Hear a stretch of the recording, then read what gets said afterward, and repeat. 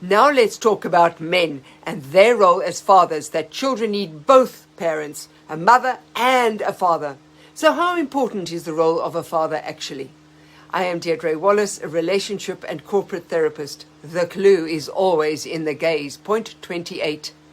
In the previous video, I pointed out that most men are often happier when in relationships. They're usually happier when married, where they can feel safe, secure, and loved, and indeed needed, so they can also participate in looking after their own family. A man's role is to provide financially for his family, whether you agree with this or not.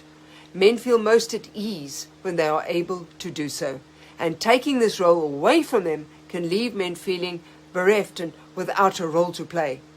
Sadly, the role a father can and does play has slowly been eroded, and this is becoming a concern.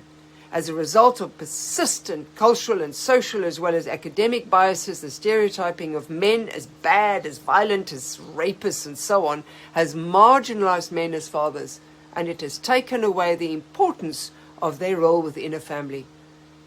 As a result, many men can feel sidelined and misunderstood. They also feel that the value they bring to family life is not being fully appreciated. But also, even though Western women are now more than ever before able to financially support their families, this should not negate the value a man can play within a family unit.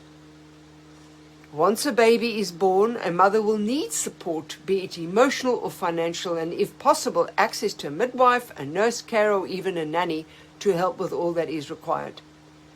The father also plays a vital role because they serve different biological roles and functions. This is because both parents have different nurturing hormones. Both parents produce oxytocin.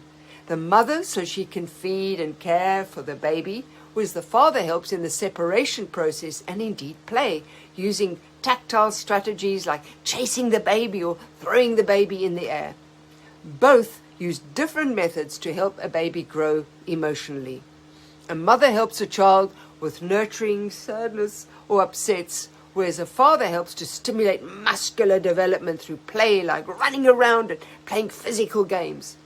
A father may also have more vasopressin, a hormone that helps him detect aggressors, and this can help him protect his family against predators.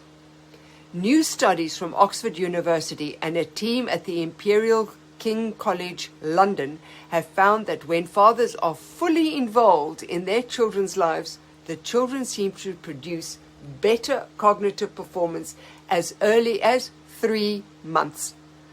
The studies also show that although the role of a mother is important to a child's cognitive development, the role of a father is equally important.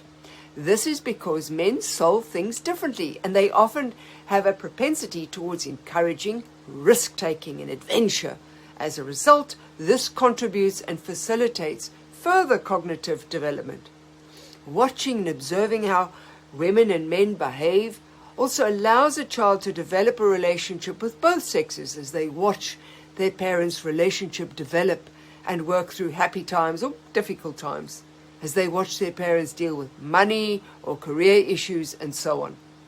What is shocking is that if a parent or indeed a father is absent from the family unit, the statistics and research is very worrying. Did you know that fatherless children are twice as likely to drop out of school? Indeed, 71% of all high school dropouts come from fatherless homes. 90% of all homeless and runaway children are from fatherless homes. 71% of all high school dropouts come from fatherless homes.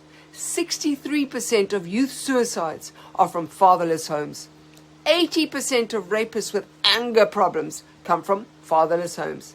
And a study of 109 juvenile offenders indicated that family structure significantly predicts delinquency. Adolescents, particularly boys in single-parent families, were at higher risk of status, property, and person delinquencies. In a study of nearly 14,000 women in prison showed that more than half grew up without their father.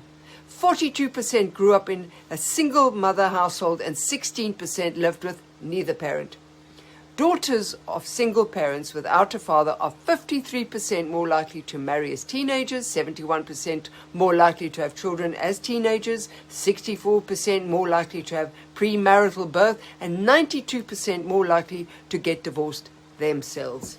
And adolescent girls raised in a two-parent home with involved fathers are significantly less likely to be sexually active than girls raised without involved fathers. Also, when a father leaves a daughter, it's not just a physical absence, but an emotional scar that can take a lifetime to heal. A father helps a daughter find her identity via his advice and acceptance of her, and he lays down the foundations of what men expect and how to behave around them. And the first man a girl falls in love with is her father. And when that doesn't happen, she will spend her life searching for a replacement, as do adolescent boys, as they search male role models by sometimes joining gangs, which we know can lead them astray. It is therefore important to realize that men or fathers are indeed extremely important when raising children, and choosing the right man as a husband or father is crucial. In my next series coming soon, I will address relationships, how we actually choose our relationships, and how we can reduce the risk of choosing badly so that our children don't always also suffer due to adult mistakes. Now back to you. If you are a man or a father, what are your thoughts on this topic? What has your experience been? If you are a child of a fatherless family, have you experienced this loss, and how? Or if you are a woman, have you been able to recognize the role a man needs and can play within a family? Once again, I would also encourage you to start a journal if you haven't already. So as I go through the various points, you can jot down how you think or feel my knowledge is helping you understand yourself better. And do comment or subscribe if you wish to learn more. Thank you.